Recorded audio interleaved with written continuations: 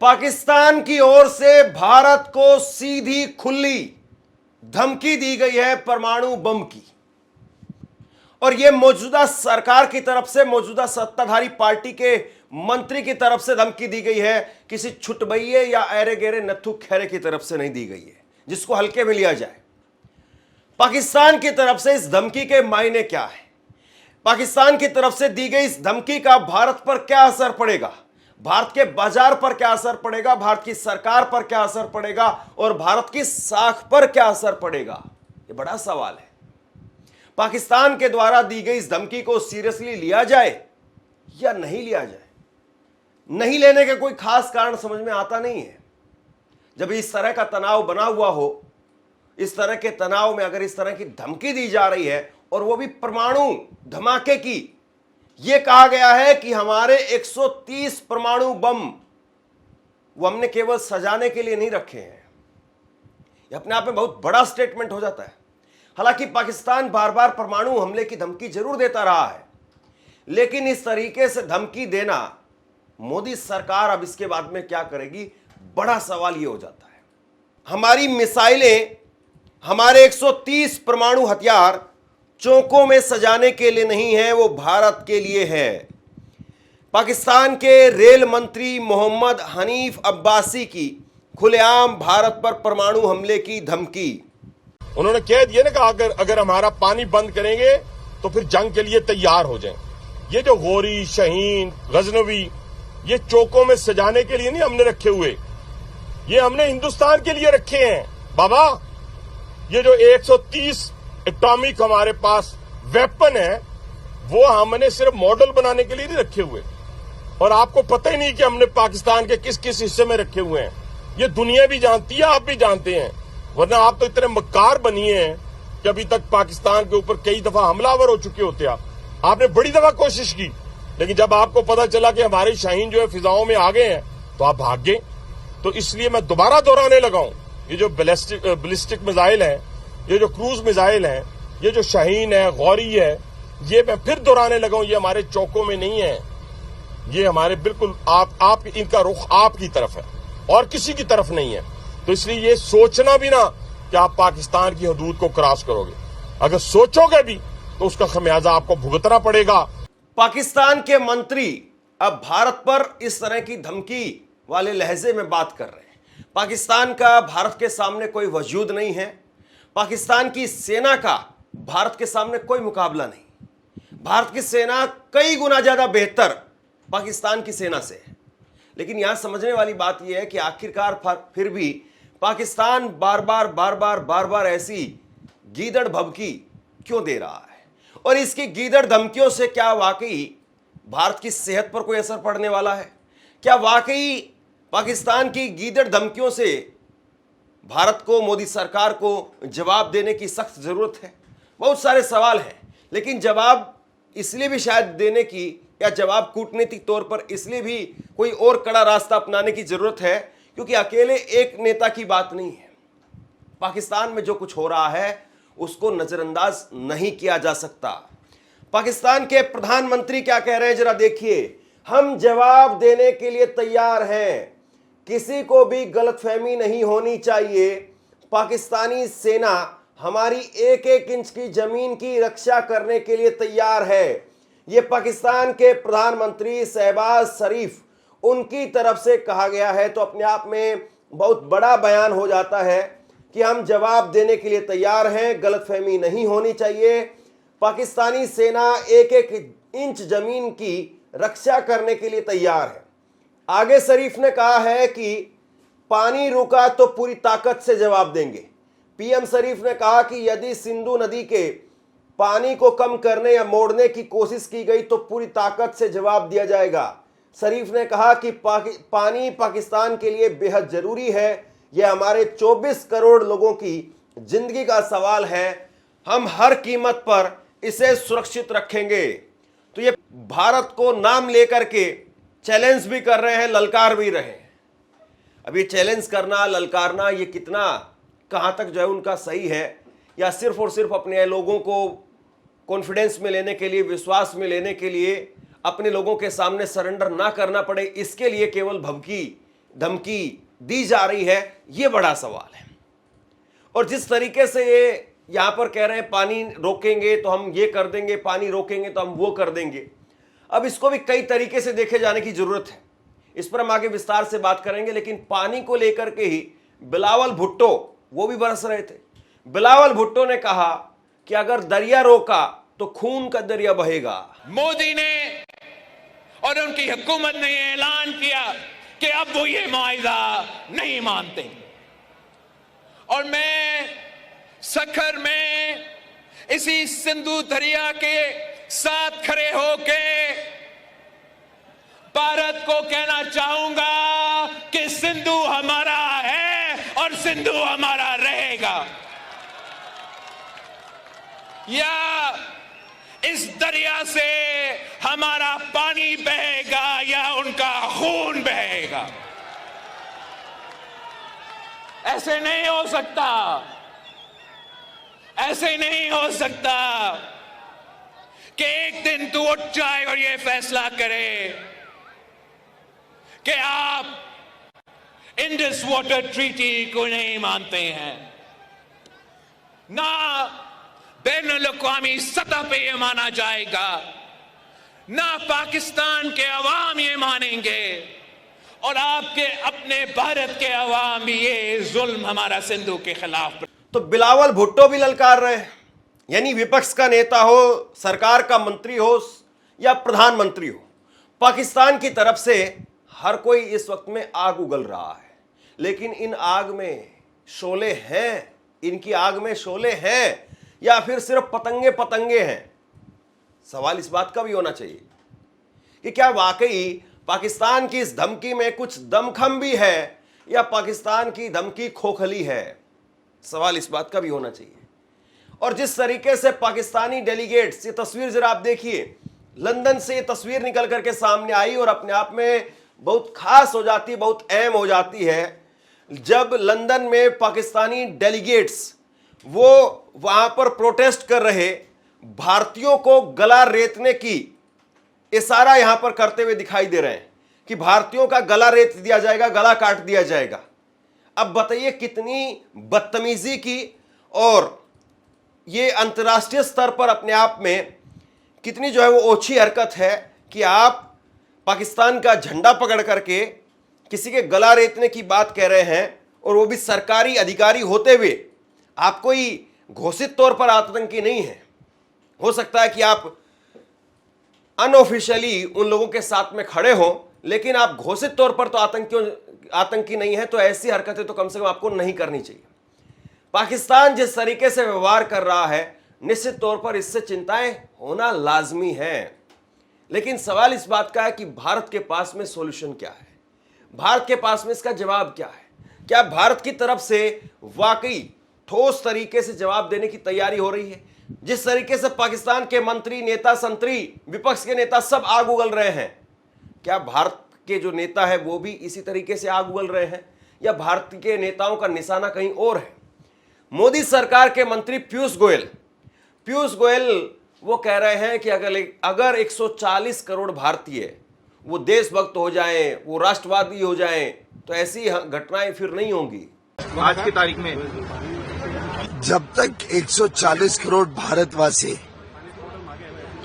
देशभक्ति और राष्ट्रवाद को अपना परम धर्म मानते नहीं है, तब तक इस प्रकार की घटनाएं देश को परेशान करते रहेंगे। ये मोदी के मंत्री का हाल है, एक एक्सपीरियंस मंत्री, उनकी भाषा ये है। ये 140 करोड़ लोगों को क्या मैसेज दे रहे हैं आप?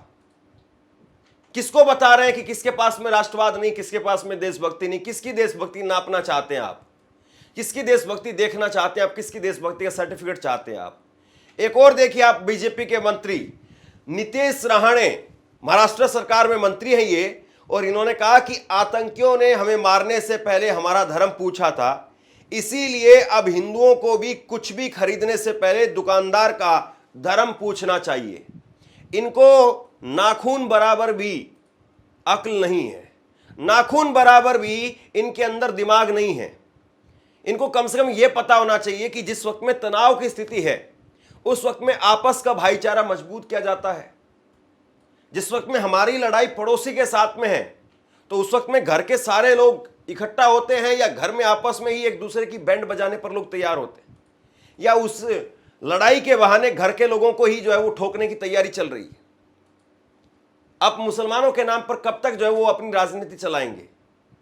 क्या आप कश्मीर के अंदर जान देने वाले इस गरीब घोड़े वाले को भूल गए, जिसने अकेले निहत्थे पाकिस्तान के सामने खड़े होकर के भारत के लोगों को बचाने का काम किया? कितनी सर्टिफिकेट आपको चाहिए? किस मुस्लिम संगठन ने कहा, किस मुस्लिम बड़े नेता ने कहा कि हम भारत के साथ नहीं, हम पाकिस्तान के साथ हैं? तमाम भारत की मुस्लिम सियासत करने वाले नेता वो एक स्वर में आकर के बोल रहे हैं कि पाकिस्तान ने ये बहुत ही घटिया काम किया है, बहुत ही घिनौना काम किया है और इसको माकूल जवाब देना चाहिए। कश्मीर से लेकर के कन्याकुमारी तक एक एक आदमी, एक एक बच्चा वो यही कह रहा है कि पाकिस्तान पर कार्रवाई होनी चाहिए। लेकिन आपकी कार्रवाई, आपके शब्द, आपका निशाना वो विपक्ष के नेताओं पर है। इनके निशिकांत दुबे वो राहुल गांधी को लेकर के या और कांग्रेस के या बाकी विपक्ष के किसी नेता को लेकर के, उनकी भाषा, उनका टारगेट अभी भी देश के नेता। बताइए, आप सरकार में हैं और उसके बाद में आपका ये हाल है, आपकी ये स्थिति है। पाकिस्तान में किसी सोशल मीडिया पर किसी ने पोस्ट कर दिया और उसके बाद में उसका स्क्रीनशॉट यहां पर वायरल किया जाने लगा, और स्क्रीनशॉट वायरल करके कहा जाने लगा कि देखो भाई, पाकिस्तान जो है वो नेहा राठौड़ का वीडियो शेयर कर रहा है, और नेहा राठौड़ इसमें सवाल खड़ा कर रही है कि नरेंद्र मोदी वो पहलगाम हमले का बिहार चुनाव में लाभ उठाएंगे, बिहार चुनाव में फायदा उठाएंगे। और तो और चित्रा त्रिपाठी कह रही है, चित्रा त्रिपाठी ने खुद से ट्वीट किया कि दुश्मन देश को नेहा राठौड़ की बातें सूट कर रही हैं, पाकिस्तान की भाषा बोलने में देर नहीं करते कुछ लोग, ऐसे लोगों से देश को सावधान रहने की जरूरत है। अब भाजपा के नेताओं को आप क्या कहेंगे, जो अपने आप में ये कहते हैं हम बहुत बड़े पत्रकार हैं? उन लोगों को देख लीजिए आप। कल को अगर चित्रा त्रिपाठी की कोई वीडियो पाकिस्तान का हैंडल उठा करके और ट्वीट कर दे, और जिसमें चित्रा त्रिपाठी ये कह रही हो कि बीजेपी को जवाब देना चाहिए, बीजेपी वहां पर सुरक्षा क्यों नहीं कर पाई, लोगों को सुरक्षा नहीं दे पाई, इसका जवाब देना चाहिए, और पाकिस्तान का कोई हैंडल अगर चित्रा त्रिपाठी की इतनी सी वीडियो काट करके अगर अपने वहां पर पोस्ट कर दे कि भारत के एक एंकर ने मान लिया है, तो चित्रा त्रिपाठी को देशद्रोही घोषित कर दिया जाए, चित्रा त्रिपाठी को इस देश से निकाल दिया जाए। ये कैसी वाहियात बात है। चित्रा त्रिपाठी, आप इस लाइन में हैं, आपको पता है कि कैसे खेल होता है ये। आपकी कोई भी वीडियो उठा करके वहां पर कोट की जा सकती है, मेरी कोई वीडियो की जा सकती है, किसी और की जा सकती है, पूरा संदर्भ दिखाए बगैर आप कुछ भी कोट कर सकते हैं। नेहा राठौड़ ने यह तो नहीं कहा था कि भारत बहुत कमजोर हो गया है, भारत अब शक्तिशाली नहीं रहा, भारत अब ताकतवर नहीं रहा। नेहा राठौड़ ने अगर सत्ता से सवाल पूछे, सरकार से सवाल पूछे, तो इसमें दिक्कत क्या है बताइए आप। प्रधानमंत्री की रैली को लेकर के पूछा, लेकिन पूरी भाजपा उन पर आग बबूला होकर के टूट पड़ी। भाजपा का आईटी सेल मुझे देशद्रोही बताकर ट्विटर पर ट्रेंड चला रहा है, सिर्फ इसलिए कि मैं देश के प्रधानमंत्री से सवाल पूछती हूं। ये लोग मुझे देशद्रोही इसलिए कह रहे हैं क्योंकि पाकिस्तान के किसी ट्विटर अकाउंट ने मेरा वीडियो कॉपी करके लगा दिया। भाजपा का आईटी सेल और गोदी मीडिया के बिके हुए सरकारी पत्रकार देशभक्ति का सर्टिफिकेट बांट रहे हैं। वो लोग जिन्होंने देश को धर्म के नाम पर बांटने में कोई कसर नहीं छोड़ी, वो देशद्रोही और देशभक्त का सर्टिफिकेट बांट रहे हैं। मैंने आज तक कभी नहीं बताया, कहना जरूरी नहीं समझा, लेकिन आज जब बात मेरी देशभक्ति पर आ गई है तो जान लीजिए, मेरे परिवार और खानदान के कुल मिलाकर 14 लोग भारतीय सेना और अर्धसैनिक बलों में अपनी जान दांव पर लगा चुके हैं। मेरा अपना सगा भाई अभी भी छत्तीसगढ़ के जंगलों में नक्सलियों से लड़ रहा है। मेरे अपने सगे चारों मामा आर्मी में अधिकारी रहे हैं, जिनमें से 2 लोग कारगिल की जंग लड़ चुके हैं। चाहे थल सेना हो या वायु सेना, मेरे भाई आज भी देश की सेनाओं में हैं, और ये 2-2 रुपए के ट्रोल आईटी सेल वाले मुझे देशद्रोही कह रहे हैं। इनकी हिम्मत कैसे हुई है? औकात तो जाकर उससे सवाल पूछो जिसने देश को 10 साल में आतंकवाद से मुक्त कराने की बात कही थी। कहां गई उनकी 56 इंच की छाती? मुझे देशद्रोही कहेंगे ये बिके हुए लोग। कितने नेताओं के अपने बच्चे फौज में हैं, बताओ गिनके। पूरी भाजपा के नेताओं के जितने बच्चे फौज में होंगे उससे ज्यादा तो मेरे अपने रिश्तेदार और परिवार के लोग सेना में जान दांव पर लगा चुके हैं। अरे आज मैं कहूंगी कि देश का मेन स्ट्रीम मीडिया देश का गद्दार है, क्योंकि उसने कभी सरकार से सवाल नहीं पूछा और सरकार को मनमानी करने दी। वो पूछें या ना पूछें, मैं बार बार पूछूंगी कि पहलगाम में 2000 सैलानियों के लिए सुरक्षा की व्यवस्था क्यों नहीं थी? कौन जिम्मेदार है इसका? आतंकी हमले के बाद बिहार में रैली करना इतना जरूरी था? भाजपा का आईटी सेल देश का गद्दार है, क्योंकि उसने देश को हिंदू मुसलमान में बांटने की कोशिश की। है कोई जवाब? देशद्रोही कहेंगे ये मुझे। मीडिया को जो काम करना चाहिए था, मीडिया वो काम नहीं कर रही है। मौजूदा सत्ता को जो काम करना चाहिए था, ऐसा लगता है कि मौजूदा सत्ता के कुछ नेताओं का इंटरेस्ट पाकिस्तान की बजाय विपक्ष के नेताओं में ज्यादा है, मुसलमानों में ज्यादा है। इसलिए उनकी पहला हमला, पहला उनका जो बयान आता है वो या तो मुसलमानों पर आता है या विपक्ष के नेताओं पर आता है। और मीडिया को जो काम करना चाहिए, सरकार से सवाल पूछना चाहिए, वो काम छोड़ करके क्या कर रही जरा देखिए आप। ये श्वेता सिंह है, आप सब जानते हैं, चिप का नोट, 2000 के नोट में चिप होती है, चिप के नाम पर बड़ी मशहूर हुई थी, चिप वाली एंकर। तो चिप वाली एंकर जो है वो कह रही यहां छिपते हैं आतंकी, और एक बड़े से पेड़ की खोल दिखा करके और बता रही है कि यहां पर आतंकी अगर थोड़ा सा और गड्ढा खोद ले तो 2 आदमी छिप सकते हैं। आप दिखा रहे हैं, आप बता रहे हैं, आप किसको आगाह कर रहे हैं बताइए आप। चित्रा त्रिपाठी, ये श्वेता सिंह जो है वो कह रही है कि इस पेड़ को अगर थोड़ा सा और खोद दिया जाए 2 आदमी इसमें फिट हो जाएंगे। कमाल की बात है। आपको सारी पत्रकारिता वहीं याद आ रही है? थोड़ी सी पत्रकारिता आप दिल्ली में आकर के कर लीजिए, मंत्रियों से पूछ लीजिए, छोड़ दीजिए वहां पर सेना को, सेना के लोगों को, वो अपने आप ऑपरेशन कर लेंगे। वो हमसे बहुत बेहतर तरीके से जानते हैं उनके ऑपरेशन करने के तौर तरीके, उनके जिस प्रकार से उनका इंटेलिजेंस है वो हमसे कहीं ज्यादा बेहतर है।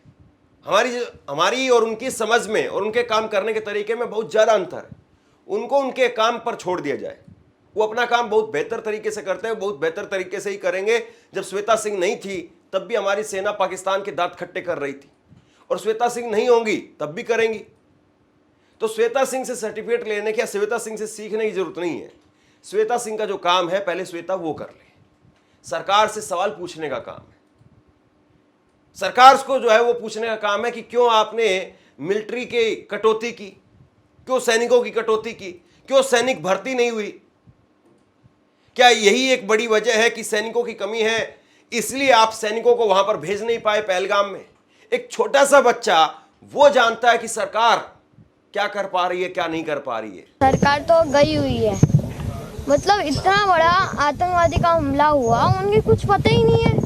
इधर पूरी नीचे पूरे आर्मी का बेस है, उन्हें पता ही नहीं है, मतलब कुछ भी है। मतलब चाहता हूँ कि पहलगाम के ऊपर आर्मी रखो, 2-3 रखो पर रखो।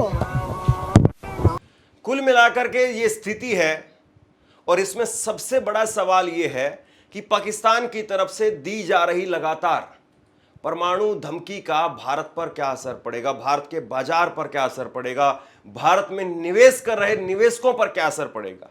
क्या अब यह समय आ गया है कि मोदी सरकार को सामने आकर के स्थिति साफ करनी चाहिए, या कूटनीति के लिहाज से अभी ऐसे ही खामोशी के साथ में बड़े ऑपरेशन की तैयारी करनी चाहिए, और पाकिस्तान जो कुछ बोल रहा है उसको बयानबाजी के लिए, भाषणबाजी के लिए छोड़ दिया जाना चाहिए कि एक बार इलाज करेंगे, पक्का इलाज करेंगे, अभी तुम्हें जितना बोलना है बोलते रहो। आप क्या सोचते हैं नीचे कमेंट बॉक्स में लिख करके जरूर बताइए। इस वीडियो को शेयर कीजिए, और इसी तरह की तमाम खबरों के लिए ऑनलाइन न्यूज़ इंडिया को सब्सक्राइब कीजिए। धन्यवाद।